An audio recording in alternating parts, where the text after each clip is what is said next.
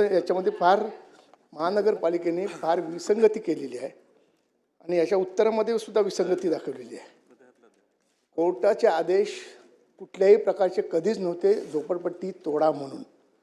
दुसरा महत्त्वाचा प्रश्न ह्या कुठला डीपी प्लॅन नव्हता का डीपी प्लॅनमध्ये जाणारी घरं आहेत तर मी समजू शकतो तर त्यांनी तोडली असती, पण कुठल्याही डीपी प्लॅन नसताना ही जमीनसुद्धा पहिली एका वेगळ्या मालकाची होती, शुक्ला मालकाची होती, त्याच्याकडून लोकांनी ती जमीन विकत घेऊन घरं बांधलेली होती। आणि महत्त्वाचा मुद्दा त्याच्यामध्ये असा आहे की झोपडे का ही घरं का संरक्षित राहिली पाहिजेत, कारण 1995 पूर्वीची जी काही झोपडपट्टी असते ती आपल्या शासनाने या सभागृहामध्ये नियम झाला की त्याला डीम स्लम म्हणून घोषित करता येतो आणि स्लम करण्याची प्रक्रिया सुद्धा वेगाने चालू असताना देखील म्हणजे माझ्याकडे त्याचे पुरावे आहेत। स्लम रिहॅबिलिटेशन अथॉरिटीने सीओने त्याच्यावर स्लम घोषित करण्यासाठी पूर्णपणे 90% कारवाई प्रक्रिया केली असताना सुद्धा महानगरपालिकेच्या अधिकाऱ्यांनी हा जो कोण जैन आहे याच्याबरोबर मिळून त्या झोपडपट्टीवर कारवाई केली।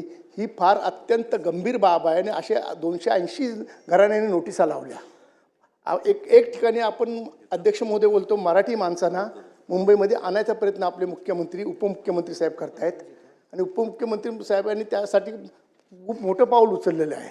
गिरणी कामगारांना घरं दिली, सर्वांना घरं इथं देण्याचं काम केलेलं आहे आणि ह्या परिस्थितीमध्ये आज ह्या घरांना बेघर करण्याचं काम, ह्या मराठी जनतेला बेघर करण्याचं काम या महानगरपालिकेच्या आयुक्त साहेब आणि तो विकासक ह्यांनी संगनमताने केलेला आहे। तर माझा साधा प्रश्न आहे, अगर शासनच एक ठिकाणी त्यांना डीम स्लम म्हणून घोषित करतो, माझ्याकडे सर्व पुरावे आहेत 1967 पासूनचे माझ्याकडे पुरावे आहेत, सेन्सेक्स मालमत्ता कर वगैरे सर्व आणि विकत घेऊन बांधलेली घरं आहेत, हे काय कुणी झोपडा म्हणून बांधलेलं नाही। या अशा घरांना तोडण्याची कारवाई केली तर ह्या विकासकावर गुन्हा दाखल होणार का आणि त्याच्यानंतर ही सर्व जी घरं तोडलेली आहेत यांना भरपाई पूर्णपणे करून मिळणार का। आणि तिसरा प्रश्न असा आहे माझा, आणि ह्या ज्या अधिकाऱ्यांनी हे जे संगनमत वरिष्ठ अधिकाऱ्यांनी केलेले याच्यामध्ये संगनमत करून यांच्यावर काय कारवाई करणार याचं मला उत्तर द्यावं। मंत्री महोदय। अध्यक्ष महोदय, सन्मान्य सदस्य प्रकाश सुर्वे साहेबांनी जी झोपडपट्ट्याबद्दलची लक्षवेधी या ठिकाणी आणलेली आहे त्याच्यामध्ये ही जमीन त्यांनी सांगितल्याप्रमाणे इक्बाल खत्री नावाच्या मालकाची पूर्वी होती। त्याच्यानंतर 2020ला ही मेसर शेलाजी इन्फ्रास्ट्रक्चर यांना ही जमीन विकली गेली। शेलाजी इन्फ्रास्ट्रक्चरवाले असं म्हणतात की त्याच्यामध्ये 83 बांधकामं ही तिथं होती, परंतु महानगरपालिकेनं ज्यावेळी सर्वे केला त्यावेळी 75 बांधकामांपैकी 51 पक्षकारांनी नोटिसीच्या विरोधामध्ये दिंडोशी सत्र न्यायालयामध्ये अर्ज दाखल केलेले होते, परंतु न्यायालयानं ह्या झोपड्या निष्कासित न केल्यामुळं महानगरपालिकेला आदेश दिले होते की या सगळ्या झोपड्या म्हणजे जी काही घरं आहेत ती आपण निष्कासित करावी आणि त्या पद्धतीनं न्यायालयाच्या आदेशानुसारच ही घरं जी आहेत ही निष्कासित करण्यात आलेली होती। परंतु सन्मान्य सदस्यांनी असं सांगितलं की 1995च्या अगोदरच्या ह्या झोपड्या होत्या त्याच्यामुळे त्यांना तो नियम लागू करावा। तर त्या संदर्भामध्ये 1995चा नियम त्यांना लागू होतो का हे महानगरपालिकेच्या आयुक्तांना सूचना केल्या जातील की हे तपासून बघा म्हणून, आणि त्याच्या नियमामध्ये ते जर बसत असतील तर नक्की माननीय सदस्यांनी जी मागणी केलेली आहे ती सकारात्मक शासन नक्की घेईल। परंतु याच्यामध्ये बिल्डर लोकांनी संगनमतानं कुठं काही तोडलं अशा पद्धतीची जी भूमिका आहे ही सकृत दर्शनी तरी दिसत नाही। उच्च न्यायालयाच्या निर्देशाप्रमाणे ही घरं आपण निष्कासित केलेली आहेत आणि जी घरं निष्कासित केलेली नाहीत 20 ती रेसिडेन्शियल आहेत, कमर्शियल होती ती आपण तोडली, परंतु 20 घरं जी आहेत ही रेसिडेन्शियल असल्यामुळं आणि पावसाचा कालावधी मे महिन्यापासून आतापर्यंत असल्यामुळं न्यायालयानं जो आदेश दिलेला होता त्याच्याप्रमाणे आपण ती तोडलेली नाहीत। तरी देखील माननीय सदस्यांनी जी मागणी या ठिकाणी केली की 1995च्या नियमामध्ये ती बसतात का याचे तपासून कारवाई केली जाईल। अध्यक्ष महोदय, सन्माननीय मंत्री महोदय, जे अधिकाऱ्यांनी सांगितलं ते सांगतायत, पण अध्यक्ष महोदय वस्तुस्थिती वेगळी आहे। अध्यक्ष महोदय, ह्या शुक्ला कंपाऊंडमध्ये जी लोक राहत आहेत, जे इंडस्ट्रियल गाळे आहेत हे 1970 पासूनचे आहेत अध्यक्ष महोदय, आणि ह्यांच्याकडे जर मुंबई महानगरपालिका त्यांच्याकडनं टॅक्स कसा घेत होती, मुंबई महानगरपालिकाने त्यांना गुमास्ता सर्टिफिकेट कसं दिलं, त्यांना कमर्शियल इलेक्ट्रिसिटी कशी दिली? जर ते इल्लीगल होते तर मुंबई महानगरपालिकेने त्याच वेळेला त्यांच्यावर कारवाई का केली नाही? अध्यक्ष महोदय, ह्याच्यामध्ये मला सरकारचं मी लक्ष वेधू इच्छिते की अध्यक्ष महोदय, आम्ही सर्व मुंबईचे आमदार नेहमी सरकार समोर मागणी करत असतो की मुंबई सिटीमध्ये राहणाऱ्या लोकांना पागडी सिस्टमला वेगळा कायदा आणि उपनगराला वेगळा कायदा, हेच जर आमचे शुक्ला कंपाऊंडचे रहिवासी आणि इंडस्ट्रियल गाड्यावाले जर मुंबई सिटीमध्ये असते तर त्यांच्यावर कारवाई झाली नसती, कारण तिकडे त्यांना कायद्याचं संरक्षण आहे. म्हणून सन्माननीय मंत्री महोदयांना माझा प्रश्न आहे की जो कायदा मुंबई शहराला पागडी सिस्टीमच्या इमारतींना आहे तो कायदा आमच्या उपनगराला लागू करणार का? आणि दुसरा प्रश्न आहे की अध्यक्ष महोदय, शुक्ला कंपाऊंडमध्ये जी 20 घरं आणि 55 गाळे इंडस्ट्रीजचे ह्यांनी तोडले, त्यावेळेला तिकडे कोणत्या माणसाने सुपारी घेतली होती? बाउन्सर का उभे केले होते? अध्यक्ष महोदय, ह्याच्या पाठचा माणूस कोण आहे तो शोधून काढा आणि अध्यक्ष ह्याची चौकशी व्हायला पाहिजे.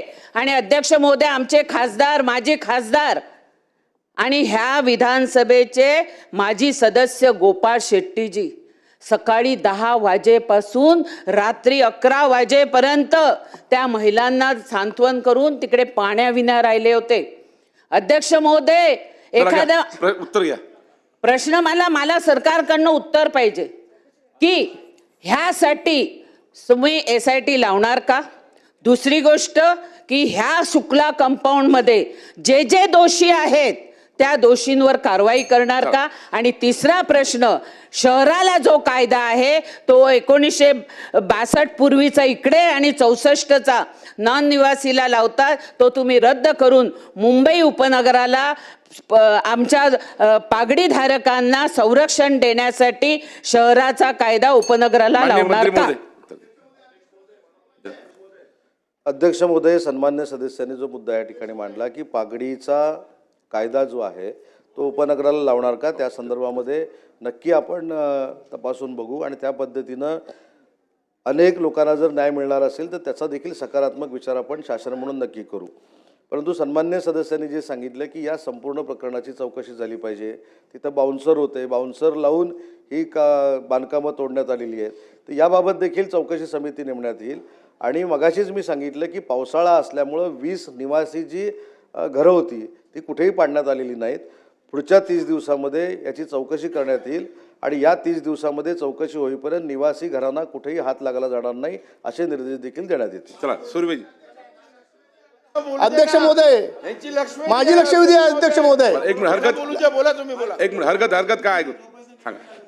अध्यक्ष महोदय, माझा हरकतीचा मुद्दा हा आहे की या सभागृहाची सर्वसाधारणपणे पद्धत प्रथा ही आहे की त्या विभागातले सन्मान्य सदस्य जे वस्तुस्थिती सांगतात ती ग्राह्य धरून सरकारनं त्या अनुषंगानं कारवाईचं बोललं पाहिजे.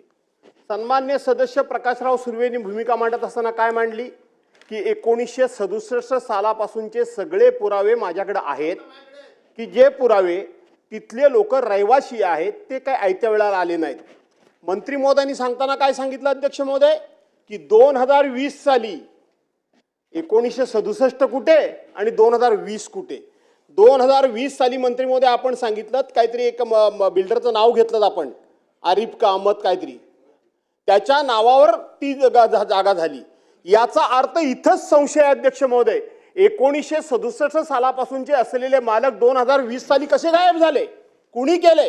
कोणाच्या हिताकरता केले? अनेक्चर 2 मध्ये काय आहे हे आपण शोधलं पाहिजे. आणि आपण आता असं सांगताय की आम्ही त्या संदर्भात चौकशी करू, म्हणजे तुम्ही कमर्शियल बांधकामं तोडून मोकळे झालात आणि मोकळे झाल्यानंतर तुम्ही चौकशी करताय. म्हणजे अगोदर फाशी नंतर चौकशी, ही चौकशी अगोदर का नाही केली? आणि म्हणून या चौकशीमध्ये सन्मान्य सदस्य सांगतात त्या पद्धतीनं ते जे लिगल असतील तर त्यांचं पुन्हा तुम्ही पुनर्वसन त्या ठिकाणी करणार का? त्यांना पुन्हा त्या ठिकाणी जागा देणार का? सन्मान्य सदस्य म्हणतात की कोर्टाने कुठेही घरं तोडायला ऑर्डर दिलेली नाही. आपण हे रेकॉर्डवर आणता का की कोर्टाने घरं तोडायला ऑर्डर दिलेली आहे म्हणून? आणि म्हणून ही घरं कोर्टानं तोडण्याची ऑर्डर दिली असली नसली तरी सुद्धा तुम्ही यांना संरक्षण देणार का? आणि जर चुकीच्या पद्धतीने एखाद्या बिल्डरला पाठीशी घालण्याकरता म्हणून एका रात्रीत जर 7-12 बदलला असेल, प्रॉपर्टी कार्ड बदललं असेल, तर ते करेक्ट सरकारच्या वतीनं, महानगरपालिकेच्या वतीनं करून त्या लोकांचं पुन्हा पुनर्वसन करणार का? चला प्रकाश सुर्वेजी, मंत्री महोदय, सुर्वेजींचं उद्या मग एकत्र उत्तर द्या. महोदय, बोला. मंत्री महोदयांनी उत्तर दिले, थातून मात्र उत्तर आहे. हे अत्यंत हुशार मंत्री आहेत, त्यांना कुठल्या मुद्दा कुठे न्यायचा त्यांना उत्कृष्टपणे कळतं.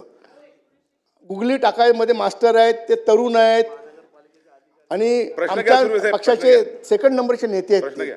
पण त्यांनी उत्तर त्यांना अधिकाऱ्यांनी काहीतरी त्यांची विसंगती ब्रीफिंग चुकीची केलेली आहे. प्रश्न घ्या. अध्यक्ष महोदय, 2012ला कोर्टामध्ये केस होती, मान्य. 2012 पासून 2024 पर्यंत हे अधिकारी असं बोलायला नाही पाहिजे. झोपले होते का हो? काय एसी मध्ये बसून फक्त मजा बघतात? हे अधिकारी, वरिष्ठ अधिकारी, IAS अधिकारी तिथे एसी मध्ये बसतात आणि इकडे निर्देश तोडतात, गरिबांची घरं तोडायचा. हा न्याय कुठला आला अध्यक्ष महोदय?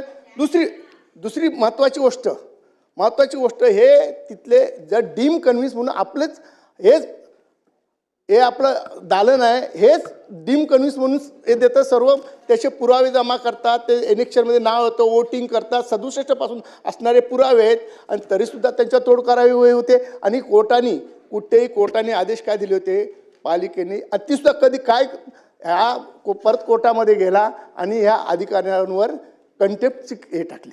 आजपर्यंत मला सांगा, या भारताच्या इतिहासात एकावर तरी अधिकार कंटेम्प्ट झाला का हो? पण नाही. आणि यांच्याशी संगनमत करून अध्यक्ष महोदय मला बोलू द्या, महत्वाचा प्रश्न आहे. तिथे 500 घरांचा प्रश्न आहे. आपण पॉइंटेड प्रश्न विचारा, उत्तर मिळेल. असं नाही अध्यक्ष महोदय, आणि त्या विभागात असंच नाही, आणखीन बऱ्याच ठिकाणी अशा नोटीस दिलेल्या आहेत. जसं आपला